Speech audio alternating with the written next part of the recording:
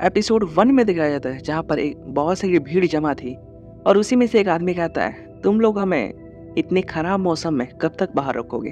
मैंने सुना है कि जो यहाँ का रूलर बना है उसके बनने के बाद यहाँ की एडमिनिस्ट्री बहुत ज्यादा खराब हो गई है। तभी उसके बगल में खड़ा ही एक उसका साथी कहता है, क्या तुम जानते हो इस वर्ल्ड के नियम के बारे में। वो आदमी कहता है, क्या मतलब तुम्हारा। उसका साथी कहता है, जरा उधर तो देखो। ये आदमी दूसरी तरफ देखता है और वो दूसरी तरफ देख के बहुत ज्यादा हैरान हो जाता है क्योंकि दूसरी तरफ बहुत ज्यादा लाशें पड़ी हुई होती है। उसका साथी कहता है, जरा दूसरी तरफ भी देखो। और वो आदमी कहता है, पूछिए रूलर से इसका कोई कंपेयर ही नहीं हो सकता क्योंकि इसे गद्दी पर बैठे हुए सिर्फ 4 साल ही हुए और 4 सालों के अंदर इसने बहुत सारे कंट्रीज को जीत लिया जिसे अपनी 10 उंगलियों से नहीं गिना जा सकता। और ये सबसे ज्यादा क्रूलेस्ट तरीके से फाइट करती है। मैंने सुना है कि ये औरत बैटलफील्ड में एक जीनियस मॉन्स्टर है जिसका मुकाबला कोई नहीं कर सकता। इसीलिए तुम्हें अपने काम को और ज्यादा सावधानी से करना चाहिए। ये आदमी बोलता है, हाँ हाँ कर लेंगे। तभी एक वुल्फ की आउल की आवाज आती है और सब लोग कहते हैं, एम्प्रेस आ गई, एम्प्रेस आ गई। मैंने नेक्स्ट सीन दिखाया था एम्प्रेस का जो गद्दी पे बैठी होती है और ये आदमी उसके सामने बोल रहा होता है, हमारी ब्यूटीफुल एम्प्रेस, जरा इस कपड़े के फैब्रिक को देखिए। हमने कई समुद्र पार किए तब जाके हमें ये फैब्रिक मिला। हमें इसे लाने में बहुत ज्यादा मेहनत की है। एम्प्रेस बोलती है, मैं देख सकती हूँ, इसका फैब्रिक बहुत ज्यादा अच्छा है। तो ये आदमी सोच रहा होता है, मैं जानता था ये मेरे जाल में फंसी जाएगी, असल में ये फेक है और एक अकेली लड़की क्या ही कर सकती है, वो हर चीज के बारे में तो जानकारी नहीं रख सकती। वो आदमी कहता है, एम्प्रेस, मैं सिर्फ आपके लिए इसे 1 बोल्ट का मैं आपसे सिर्फ 1 लाख गोल्ड लूंगा। इतना सस्ता मैं किसी को नहीं देता, लेकिन बस आपके लिए। एम्ब्रेस कहती है, क्या तुम भूखे हो? तुम मुझे भूखे लग रहे हो। वो आदमी बोलता है, हाँ वैसे भूख तो लगी है। एम्ब्रेस कहती है, मैंने तुमसे नहीं पूछा। हमें दिखाई देता है उस आदमी के पीछे एक वुल्फ होता है और वो अगले पल में ही उस आदमी के पीछे पहुंच के उसकी गर्दन को दबोच लेता है, जिससे वो आदमी वहीं पर जोर जोर से चिल्लाने लगता है। और एम्प्रेस बोलती है, तुम्हारी हिम्मत कैसे हुई मुझे फेक प्रोडक्ट बेचने की, चलो वो इसे आराम से खाओ। और वहीं पर उसका साथी जो उसे सावधान रहने के लिए बोल रहा होता है, वो मन में कहता है, मैं जानता था ये रूमर सच है, मैंने अपनी आंखों से सब कुछ देख लिया। अभी एम्प्रेस कहती है उससे, तुम्हारा साथी जो सामान बेचने के लिए लाया था उसके बारे में। तभी वो आदमी कहता है, आप जैसा कहेंगी हमें वैसा मंजूर है, आपका हर कमांड हमारे लिए एक आदेश है। और हमें एम्प्रेस का नाम बताया जाता है, इनका नाम है वुल्फकिन रोज़ालियन स्काडिया, हम इसे रोज़ालियन ही कहेंगे। नेक्स्ट सीन हमें दिखाया जाता है कांता मैंशन का, जहाँ पर कुछ लड़कियां बात कर रही होती है। ओह माय गॉड, ये लड़का बहुत ज्यादा हैंडसम है और ये लड़कियों के ड्रेस में तो और ज्यादा अच्छा लग रहा है, ये एक सुंदर लड़की से भी ज्यादा अच्छा लग रहा है। तभी वहां पर एक और लड़की आती है और कहती है, तुमने देखा इसे, ये बहुत ज्यादा फेमस है और ये बहुत ज्यादा ब्यूटीफुल यंग मैन है। मैंने मैजेस्टी से इसे अपनी ट्रॉफी के रूप में मांग लिया था, ये बहुत ज्यादा लग्जरी है ना। और हमें इसका नाम बताया जाता है, ये ग्रेट कांता की प्रिंसेस है। प्रिंसेस हमारे मेन प्रोटैगनिस्ट से चिपक जाती है और कहती है, चलो अब तुम एक लड़की की तरह चल के दिखाओ। हमारे एमसी के पास एक आदमी आता है जो प्रिंसेस की लैंग्वेज को ट्रांसलेट करके कहता है उससे, प्रिंसेस ने तुम्हें अभी चलने के लिए कहा एक लड़की की तरह। हमारा एमसी एक लड़की की तरह चलने लगता है और उसके कानों में आवाज आ रही होती है जहाँ पर उससे कोई कह रहा होता है, तुम जिंदा हो, तुमने सरवाइव कर लिया, तुम अभी भी जिंदा हो। और हमें आखिरकार हमारे एमसी का चेहरा दिखाया जाता है। चलने के अंदाज को देखकर सब लोग कह रहे होते हैं, ओ माय गॉड, ये बहुत ज्यादा ब्यूटीफुल है। प्रिंसेस उससे कहती है, चलो मेरे प्यारे पप्पी अब वहीं पे खड़े हो जाओ, चलो अब मुझे अपने एप्स दिखाओ। हमारा एमसी कोई रिएक्शन नहीं देता और चुपचाप खड़ा रहता है। प्रिंसेस इससे गुस्सा हो जाती है और एक फ्लावर पॉट लेकर उसके चेहरे पर मार देती है, जिससे बहुत ज्यादा ब्लड लॉस होने लगता है हमारे एमसी का। और वो कहती है, तुम क्या अभी भी सोच रही हो कि तुम एक रॉयल फैमिली से बिलोंग करते हो, मेरी बात मानो। और हमारा एमसी सोच रहा होता है, मैं प्रिंस जून हूँ और मैं अभी भी जिंदा हूँ। तो वो सोचते सोचते अपने कपड़े खोल देता है। इससे प्रिंसेस बहुत ज्यादा खुश होती है और हमारा एमसी सोच रहा होता है, मैं अभी भी जिंदा हूँ। एपिसोड 1 यही खत्म हो जाता है। अब एपिसोड 2 में दिखाया जाता है जहाँ पर एक मीटिंग हो रही होती है और ये लड़का जो इस एम्पायर का एडमिनिस्टर है, इसका नाम सेकेडियन है। सेकेडियन कहता है, कांता ने सक्सेसफुली कोरिया पर कब्जा कर लिया है और उसने कोरिया का नाम बदलकर द ग्रेट कांटा रख लिया। सब लोग बोलने लगते हैं, आखिरकार उनकी हिम्मत कैसे हुई अपने देश का नाम के आगे ग्रेट लगाने की। उन बारबेरियंस की इतनी हिम्मत कब से बढ़ गई है। एम्प्रेस कहती है, 500 साल से पुरानी सिविलाइजेशन को एक नए देश ने बस 3 सालों में पीछे कर दिया। मानना पड़ेगा उनके अंदर लड़ने की बहुत ज़्यादा अच्छी काबिलियत है। स्कैडियन बोलता है तो इस साल की एम्पेरियल एनुअल मीटिंग कांता में ही होने वाली है और कांता के हेड चीफ ने कहा है जिन्होंने ईस्टर्न फेडरेशन को जीता है वो भी इस मीटिंग को अटेंड करने वाले हैं। सभी लोग इससे हैरान हो जाते हैं और कहते हैं क्या अब बारबेरियंस भी इस मीटिंग को अटेंड करने वाले हैं? अब इससे बुरा क्या ही हो सकता है। तभी एम्प्रेस कहती है क्यों ना हम एक सीधे साधे बैंक्वेट को हटाकर एक हंटिंग कॉम्पिटिशन करें। तब लोग हैरान हो जाते हैं और कहते हैं योर मेजेस्टी।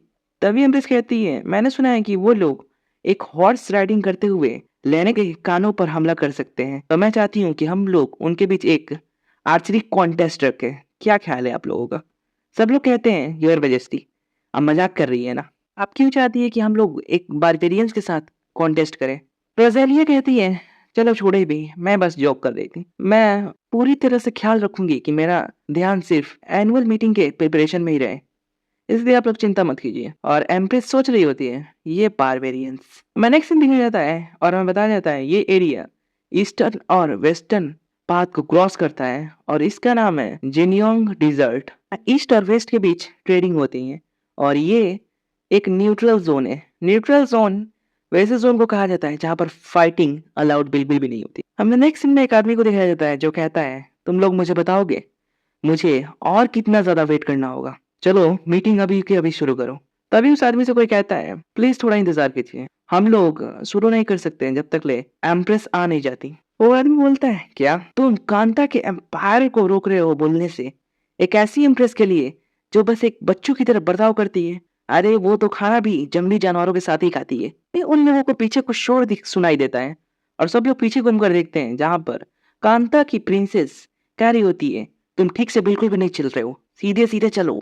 और हमें दिखाया जाता है कि हमारे मेन कैरेक्टर यानी कि जून के गले में एक डॉगो वाला सिक्कड़ बांधकर प्रिंसेस उसे लेकर जा रही होती है और सब लोग उसे देखकर सोच रहे होते हैं क्या क्या ये एक लड़का भी है? यहाँ पर एक आदमी कह रहा होता है मुझे तो कुछ और ही लग रहा है लेकिन मुझे ये थोड़ा फेमिलियर लग रहा है। उसके बगल वाला कहता है क्या? तभी अचानक से बहुत सारे वुल्फ की आवाज सुनाई देने लगती है और हमें बताया जाता है कि स्कैडियन एम्पायर की एम्पायर आ चुकी है और हमें रोजालिया का सीन दिखाया जाता है जिसे हमारा एमसी देखता है और रोजालिया को देखकर पीछे सारे लोग बात कर रहे होते हैं ये औरत क्या ये दुनिया अब खत्म होने वाली है? रोजालिया उन सबको देखकर कहती है सब लोग यहाँ हैं तो चलो फिर मीटिंग शुरू करो।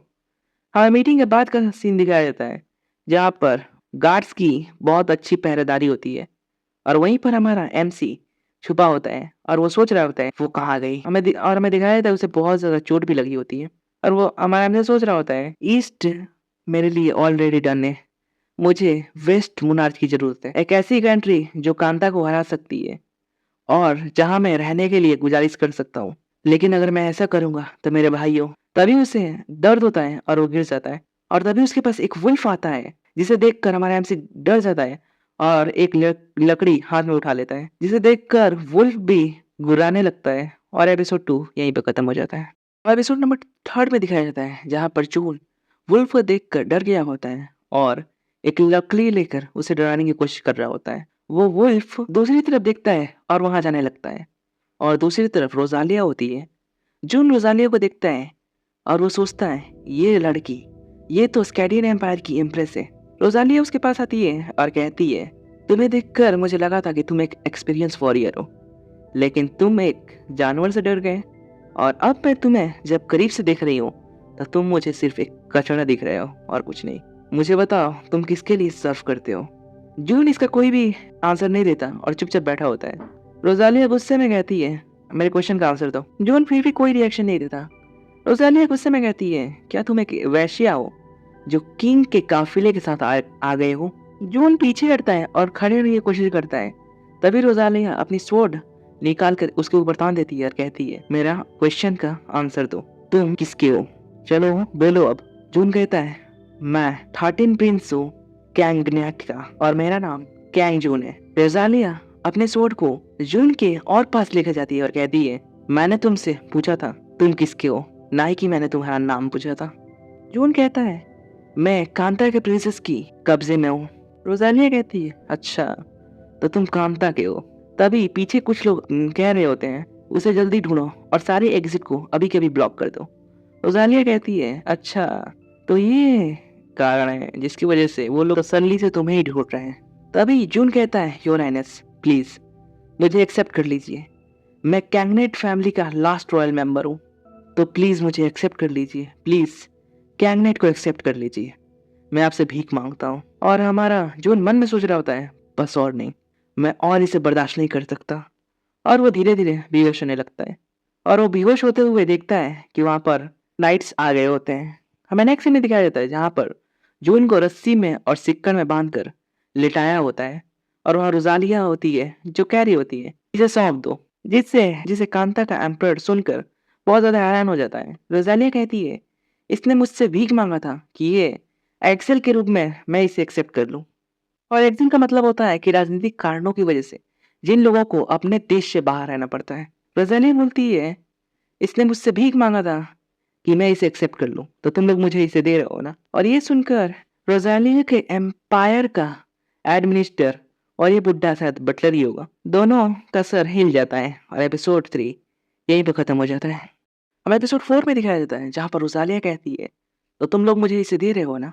और ये सुनकर एडमिनिस्टर और बटलर का सर दर्द करने लगता है। तभी कांता की प्रिंसेस दौड़कर जून के पास जाती है और उसे पकड़ लेती है और कहती है, तुम क्या बक रही हो, ये मेरा है। और तभी कांता के एम्परर कहते हैं, अच्छा तो ऐसी बात है। मैं सोचता था कि योर हाइनेस की उम्र हो गई है, लेकिन फिर भी वो अभी तक अनमैरिड है।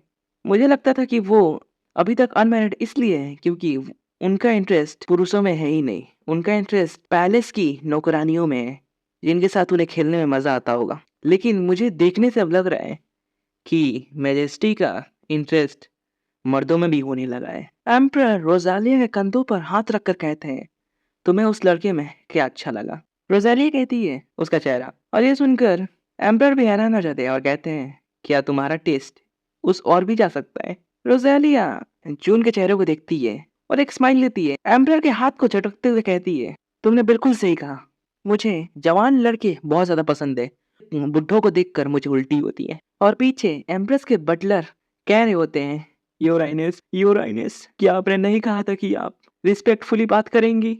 हमें नेक्स्ट सीन में दिखाया जाता है जहाँ पर बटलर कह रहा होता है, आपको ऐसा नहीं करना चाहिए। आपको पता है कई बार ऐसे बातचीत करने की वजह से मिलिट्री को इसमें इन्वॉल्व होना पड़ा है। आपको ऐसा नहीं करना चाहिए था। रोजालिया बोलती है, आप चिंता मत कीजिए, जो मुझे चाहिए था वो मुझे मिल गया। वो बटलर बोलते हैं, आपको क्या चाहिए था। रोजालिया कैरेज के अंदर जाती है और कैरेज के अंदर जून सोया होता है। और रोजालिया जून को देखकर कहती है, मेरा मतलब युद्ध में जीता हुआ खजाना। हमें नेक्स्ट सीन जून का दिखाया जाता है जो कैरेज में सोया होता है। और जब उसकी आंखें खुलती है वो बेड पर होता है। वो उठता है और कहता है, मैं कहाँ हूँ। तभी कमरे के अंदर एक लड़का आता है और कहता है, अच्छा तो तुम उठ गए, nice to meet you sir Kang Jun. हमें कुछ दिनों के बाद का सीन दिखाया जाता है जहाँ पर वो लड़का बोल रहा होता है, आप श्योर हैं आप पूरी तरह से ठीक हो गए हैं। योर हाइनेस ने कहा है कि जब तक आपके घाव पूरी तरह से बढ़ नहीं जाते तब तक आपको आराम करना चाहिए। जून कहता है, नहीं इसकी कोई जरूरत नहीं है, मुझे जल्द से जल्द एम्प्रेस से मिलना है। मुझे यहाँ आए हुए कई दिन हो गए, लेकिन मुझे लग रहा है कि मैं रूड हो रहा हूँ। मैंने अभी तक एम्प्रेस को ग्रीट भी नहीं किया। तो लड़का मन में सोचता है, अच्छा ऐसा है क्या। और जून सोच रहा होता है, मुझे विश्वास नहीं हो रहा है कि मैं स्कैडियन एम्पायर में हूँ। वो वक्त इतना आसान नहीं था मेरे लिए। तभी वो लड़का कहता है, ओके तुम्हें मिलना है ना, तो चलो तुम मिल सकते हो। और तभी कमरे के अंदर बहुत सारी फीमेल मेड आने लगती है। वो लड़का कहता है, उससे पहले तुम्हें एक डॉल की तरह तैयार होना पड़ेगा। और एपिसोड 4 यहीं पर खत्म हो जाता है। इसके चैप्टर बहुत ज़्यादा छोटे हैं, तो इतने से ही काम चलाना पड़ेगा। और अगली बार मैं इससे बड़ी वीडियो बनाऊंगा, तो इस वीडियो पर लाइक दबा कर करना, कमेंट भी अच्छे करना, क्योंकि भाई वक्त नहीं मिल रहा है, फिर भी तुम लोगों के लिए वीडियो बना रहा हूँ। तो प्लीज़ एक कमेंट और एक लाइक तो करके जाना। और अगर चैनल पर नए हो तो सब्सक्राइब जरूर कर लेना, क्योंकि सब्सक्राइबर बढ़ नहीं रहे हैं यार। मिलते हैं नेक्स्ट वीडियो में, तब तक के लिए बाय बाय, सायोनारा, सी यू नेक्स्ट टाइम। मिलेंगे फिर से।